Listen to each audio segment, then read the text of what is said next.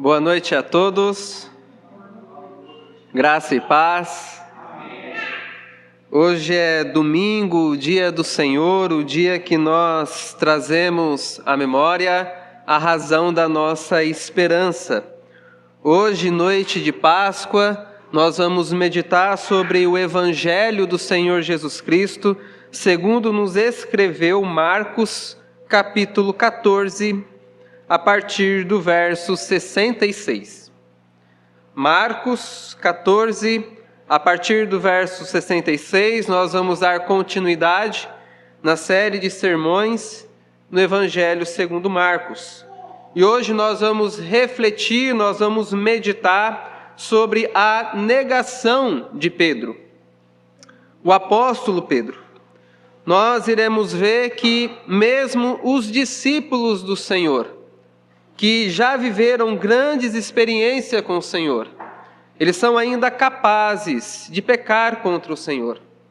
Nós, meus irmãos, mesmo jurando fidelidade a Deus, mesmo nos comprometendo com o nosso coração diante do Senhor, nós ainda podemos incorrer em sérios pecados. E nós vamos ver isto a partir do Evangelho segundo Marcos, capítulo 14, a partir do verso 66, que nos diz assim: aquela que é infalível, inerrante e autoritativa palavra de Deus. Estando Pedro embaixo no pátio, veio uma das empregadas do sumo sacerdote, e vendo Pedro que se aquecia, fixou os olhos nele e disse: você também estava com Jesus o Nazareno. Mas ele negou, dizendo: não o conheço, nem compreendo o que você está falando. E saiu para o pórtico, e o galo cantou. E a empregada, vendo-o, tornou a dizer aos que estavam ali: este é um deles. Mas ele negou outra vez. E pouco depois, os que estavam ali disseram outra vez a Pedro: com certeza você é um deles, porque também é galileu. Ele, porém, começou a praguejar e a jurar: não conheço esse homem de quem vocês estão falando. E no mesmo instante o galo cantou pela segunda vez. Então Pedro se lembrou da palavra que Jesus lhe tinha dito: antes que o galo cante 2 vezes, você me negará 3 vezes. E caindo em si, começou a chorar. Amém. Oremos ao Senhor mais uma vez, meus irmãos. Bendito Deus e amado Pai, nós estamos diante do Senhor e diante da Tua Palavra. Amém. A Tua Palavra que é poderosa para transformar as nossas vidas, para purificar o nosso coração, para apontar o nosso pecado e também nos conduzir em verdadeiro arrependimento. Nós pedimos para que o Senhor se apiede de nós e faça isso nessa noite de encontro pactual com o Senhor, que o Senhor nos ajude a entendermos a maravilha da Tua lei. E é em nome de Cristo que nós oramos agradecidos. Amém. A negação de Pedro. Esse é o título da mensagem dessa noite.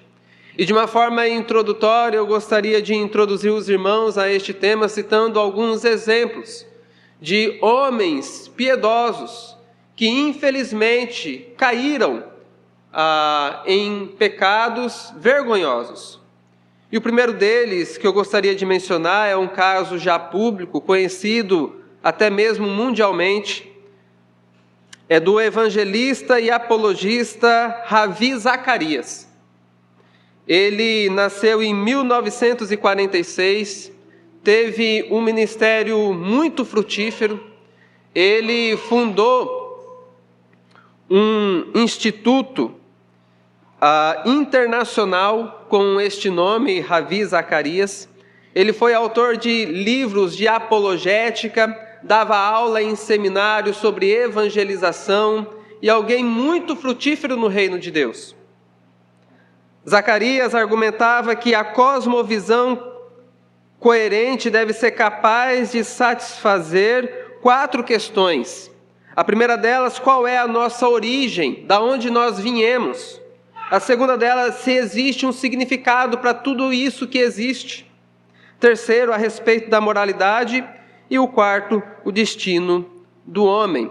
E ele vai argumentar que somente o cristianismo consegue satisfazer as respostas a essas perguntas, dar respostas satisfatórias a essas perguntas que são fundamentais para nós. De onde nós vemos, para onde nós estamos indo, qual é o sentido e o significado da vida. Todas as religiões do mundo oferecem uma resposta para isso, ou pelo menos buscam oferecer uma resposta. Mas somente o cristianismo é coerente e dá uma resposta satisfatória a respeito de tudo isso. Ravi Zacarias morreu em 19 de maio de 2020, em Atlanta, aos 74 anos, em decorrência de um câncer. E logo após a sua morte, começou a aparecer os escândalos sexuais que ele praticava. Ravi Zacarias pregou a Cristo durante toda a sua vida, mas negou o Evangelho através da forma que ele vivia. Um outro caso também muito conhecido é do Joshua Harris. Foi um pastor americano muito conhecido pelo seu livro Eu Disse Adeus ao Namoro. Ele vendeu mais de 1,2 milhões de cópias do seu livro em todo o mundo. Aqui no Brasil ele também ficou conhecido com o livro Cave Mais Fundo e pelo livro Ortodoxia Humilde. Então os irmãos vejam que também este é um homem muito frutífero no reino de Deus. Em 2016, Harris afirmou que estava reconsiderando seus ensinos e começou a pedir perdão às pessoas que possivelmente ele poderia estar ofendendo com o conteúdo do seu livro Eu Disse Adeus ao Namoro.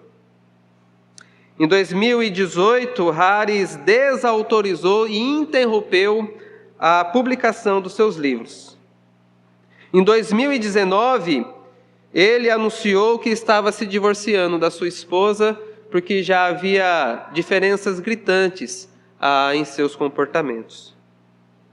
Mudanças significativas ocorreram entre nós, diz ele. Posteriormente, Harris revelou que já não se considerava mais um cristão e hoje ele defende pautas como LGBTQIA+. Um homem que vendeu mais de 1,2 milhões de livros cristãos em todo o mundo. Isso ensina para nós, meus irmãos, que os santos, os homens, eles são feitos não apenas com seus pés de barro, mas eles são inteiros de barro. E quando eles caem, a queda realmente é desastrosa. Tem pessoas que gostam de guardar louça em casa, né? Às vezes a louça que pertencia à avó, que veio para a mãe, que ganhou de presente de casamento. E aí num dia especial vai usar aquela louça, quando pensa que não, a louça de gerações caiu para o chão. E o que fazer? Se tentar colar, não tem jeito. Vai ficar tudo marcado. Não volta o que era antes. Mas Deus pode fazer tudo novo. Deus pode restaurar novamente. Nós não podemos remendar as coisas, mas Deus pode transformar. E é isso que Ele faz com o apóstolo Pedro. E neste momento do ministério de Pedro é um momento de queda. É o momento em que ele vai cair em pecado, que ele vai negar o Senhor Jesus Cristo. Aqui no Evangelho segundo Marcos, nós estamos diante dessa narrativa que vai nos apresentar o julgamento do Senhor Jesus. Primeiramente, ele é julgado pelo Sinédrio, as autoridades de Israel, e no capítulo de número 15 nós temos o julgamento perante Pôncio Pilatos. Então, entre um julgamento e outro, nós temos a queda do apóstolo Pedro, sendo descrita aqui para a gente. E nós vemos que ele vai negar Cristo 3 vezes, como Cristo havia dito a ele, como Cristo havia dado a profecia para ele, que naquela noite ele iria negá-lo. E é isso que nós vamos observar aqui no nosso primeiro ponto. Nós vamos ver o pecado do apóstolo Pedro, que vai do verso 66 ao verso 71. Então a primeira negação de Pedro dá no verso 67 e 68, que diz assim: você também estava com Jesus o Nazareno, mas ele negou dizendo, não o conheço, nem compreendo o que você está falando. A segunda negação de Pedro está no verso 69 a 70.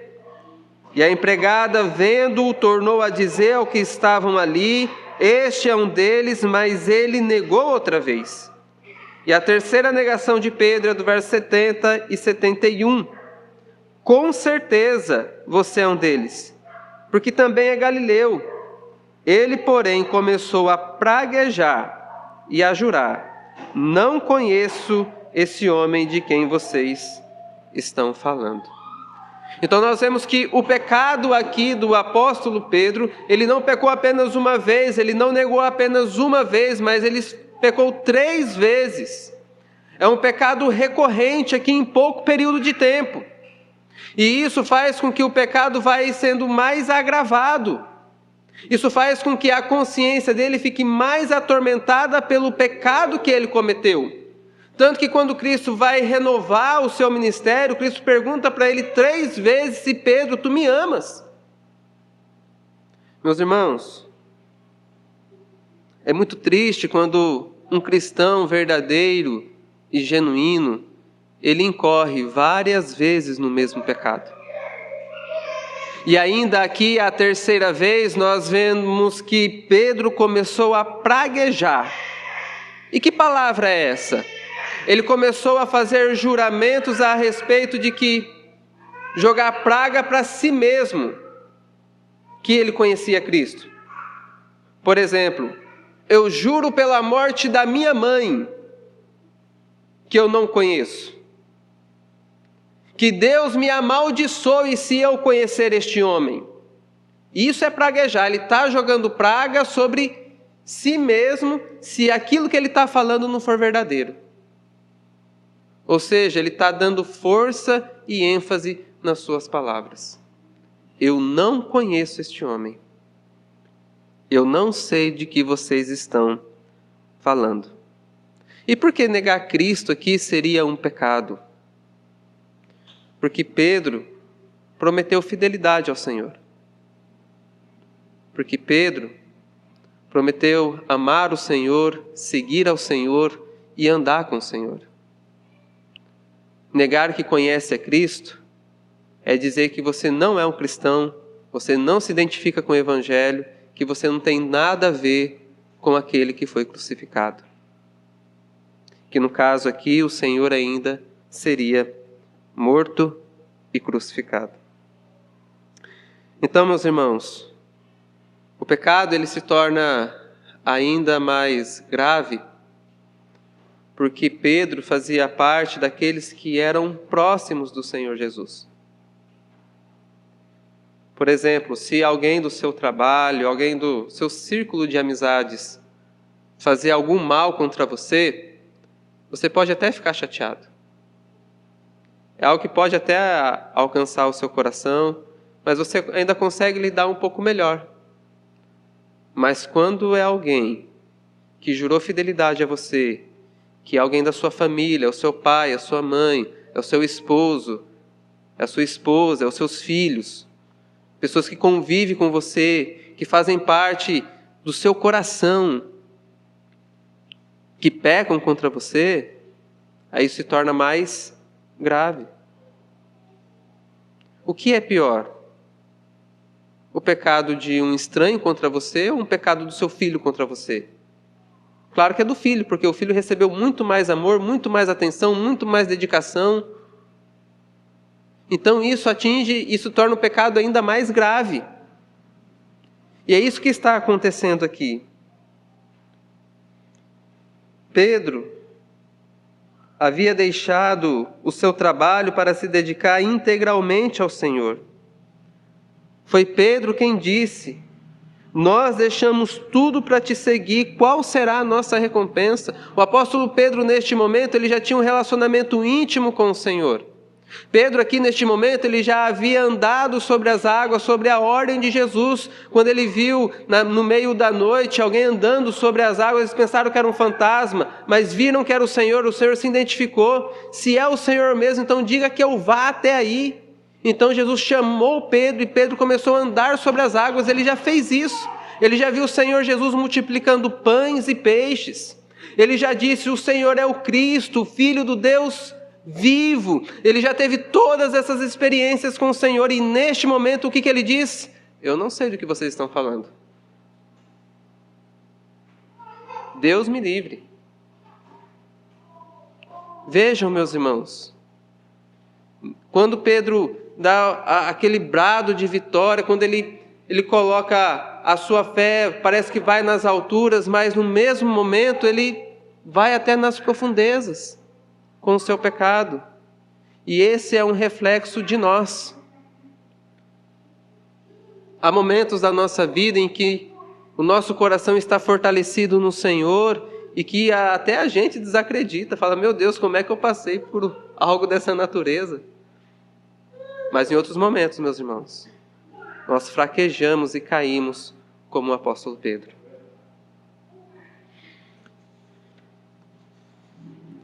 Quando a gente olha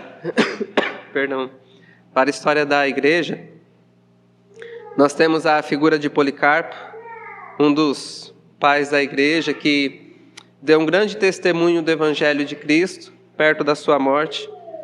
Ele tinha 86 anos, quando ele foi condenado a ser morto por não adorar a César. E os soldados começaram a tentar pressioná-lo para que ele negasse a Cristo. Falavam: não, é só você dizer que César é Senhor, e acender um incenso para ele, você pode continuar com o seu cristianismo.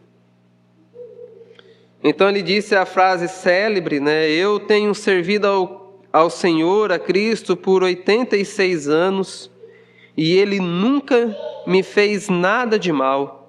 Como posso blasfemar contra o meu Redentor? Nós vemos testemunhos como este, e vemos, nossa, coisa maravilhosa, que coisa bela. Mas, meus irmãos, a maioria dos casos é que os cristãos, eles não vivem dessa forma. Embora seja o nosso dever confessar ao Senhor e amar ao Senhor com todo o nosso coração, nós constantemente pecamos contra Ele e fazemos o que é mal diante dos seus olhos. Nós negamos a Cristo quando nós buscamos os nossos próprios interesses mais do que os interesses do Senhor. Você e eu negamos a Cristo quando nós quebramos os nossos votos e os nossos juramentos. Por exemplo, meus irmãos, quando nós recebemos o batismo, quando nós nos inserimos na aliança com o Senhor, junto com o seu povo, nós fazemos votos solenes diante do Senhor com isso. Nós juramos fidelidade ao Senhor, nós juramos que vamos seguir ao Senhor, nós juramos que vamos amar o Senhor com todo o nosso coração, nós juramos que nós vamos buscar fazer novos discípulos, nós juramos que nós vamos pregar o Evangelho, nós juramos um monte de coisa. Mas na nossa vida diária nós temos muitas dificuldades de colocar isso em prática. Porque aqui na igreja é fácil, está todo mundo cantando, todo mundo louvando, todo mundo adorando a Deus. E lá em casa, e lá no trabalho, como que é? Aí a regra é outra, aí o jogo é diferente. Nós devemos ser cristãos em todo o tempo, meus irmãos. Não existe lugar específico para ser cristão. Cristão é cristão em todo lugar. Amar ao Senhor é amar o Senhor em todo lugar, em qualquer circunstância, mesmo sob pressão, como estava o apóstolo Pedro aqui. Então, meus amados, nós negamos a Cristo quando não se importa, quando nós não nos importamos mais em fazer discípulos, em discipular a nossa família, ensinar o Evangelho, negligenciamos a nossa comunhão com o Senhor. Os cultos domésticos hoje, as famílias cristãs, são poucas as que conseguem realizar. Os pais que batizam seus filhos como filhos da aliança têm preguiça de trazer as crianças para a igreja. Preguiça. Acordar no domingo de manhã para trazer na escola dominical. Está negando a Cristo. Está negando as promessas, está negando os votos que realizou diante do Senhor e de toda a congregação. Quando a congregação não olha com misericórdia para os filhos da aliança, nós fazemos juramentos solenes diante do Senhor, meus irmãos. E nós devemos buscar cumprir isto com zelo. Mas muitas vezes nós agimos como se nós nunca tivéssemos feito tal promessa. A pergunta que nós fazemos neste momento é: qual é a diferença entre o pecado de Pedro e de Judas? Entre o verdadeiro e o falso discípulo? Judas traiu Jesus, Pedro negou a Jesus. Qual que é a diferença entre os dois? É o que nós vamos observar no verso de número 72. O verso de número 72 nos diz assim: e no mesmo instante o galo cantou pela segunda vez. Então Pedro se lembrou da palavra que Jesus lhe tinha dito: antes que o galo cante 2 vezes, você me negará 3 vezes. E caído em si, começou a chorar. Então, nesse segundo ponto agora, nós vamos observar o arrependimento de Pedro. No primeiro ponto, nós vimos o seu pecado, pelo qual todos nós estamos sujeitos. Todos nós estamos sujeitos a cair como o apóstolo Pedro, mas o que vai diferenciar entre o verdadeiro e o falso discípulo? É aquele que é conduzido em verdadeiro arrependimento, que é o verso de número 72. Nós vemos que através da providência, Deus vai conduzir esta ovelha ao arrependimento. E no mesmo instante o galo cantou pela segunda vez. Ou seja, Cristo, o Deus encarnado, ele tem controle sobre a natureza e sobre tudo aquilo que está ao nosso redor. É maravilhoso, meus irmãos, observarem que até o cantar de um pássaro é controlado e governado pela soberania do nosso Deus. Que apesar dos nossos pecados, apesar da nossa negligência, Ele ainda está no controle e no governo de todas as coisas. E Ele faz que através da providência o seu discípulo lembre-se do quê? Da sua palavra. O verso 72 nos diz: então Pedro se lembrou da palavra que Jesus tinha dito. Meus irmãos, não existe verdadeiro arrependimento sem palavra do Senhor.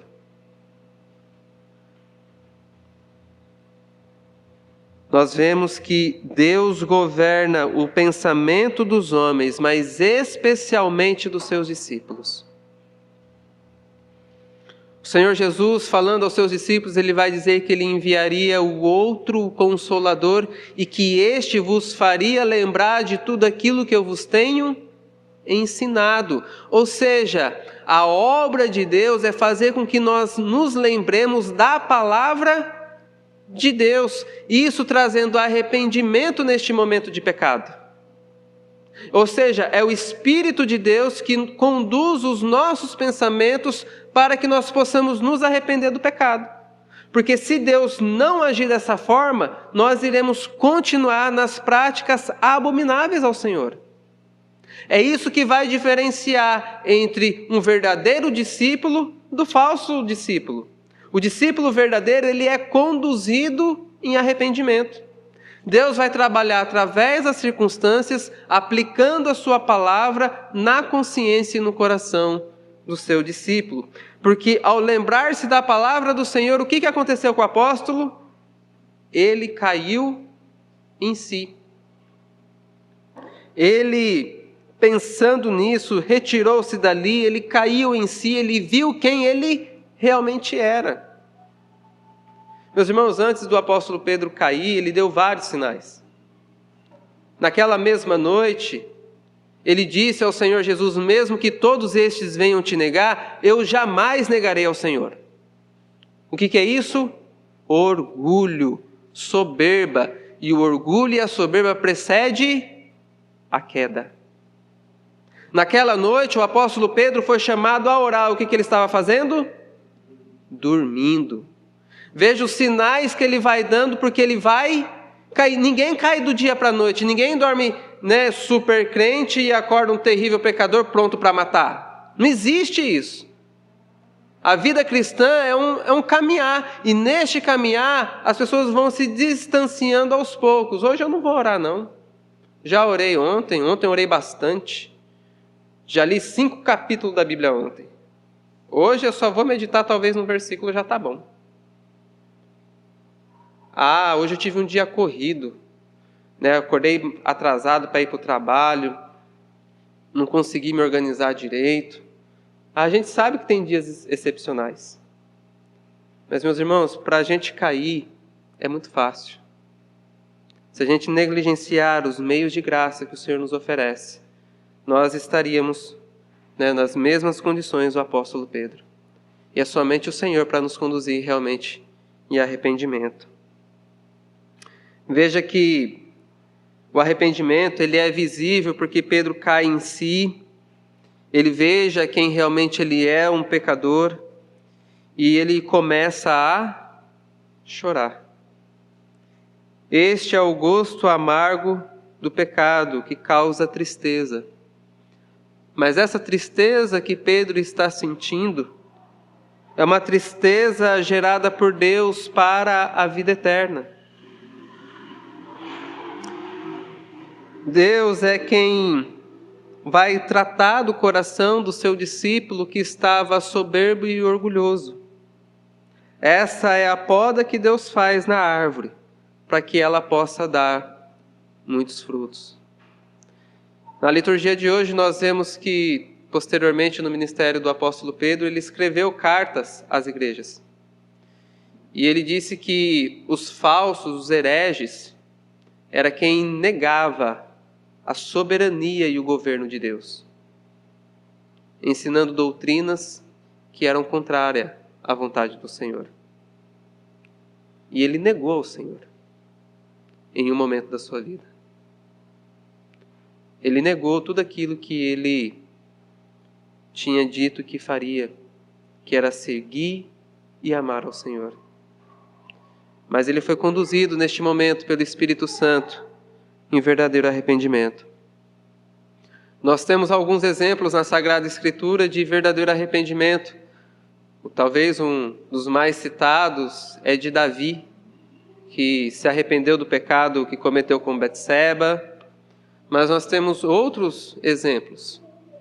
Nós temos Zaqueu, que subiu na árvore para ver o Senhor foi até a sua casa, passou a noite com ele. No outro dia, o que ele fez? Se eu roubei alguém, eu vou devolver 4 vezes mais. Sinal de quem se arrependeu. Então, o arrependimento, ele é visível e ele tem esse choro porque ele causa estragos na vida do cristão. Na vida do discípulo do Senhor, daquele que ama de fato ao Senhor. E as pessoas, meus irmãos, elas confundem muito o arrependimento gerado por Deus, este arrependimento que é conduzido pelo Espírito Santo, que traz a palavra de Deus à nossa memória, com o arrependimento de remorso, com sentimento de culpa. Por exemplo, Judas também ficou arrependido. Não um arrependimento segundo Deus, mas um arrependimento que fez com que ele quisesse devolver as moedas de prata. Ele disse: eu entreguei sangue inocente. Em algumas traduções, tá certo que não, nem sempre as melhores, vai dizer que ele se arrependeu.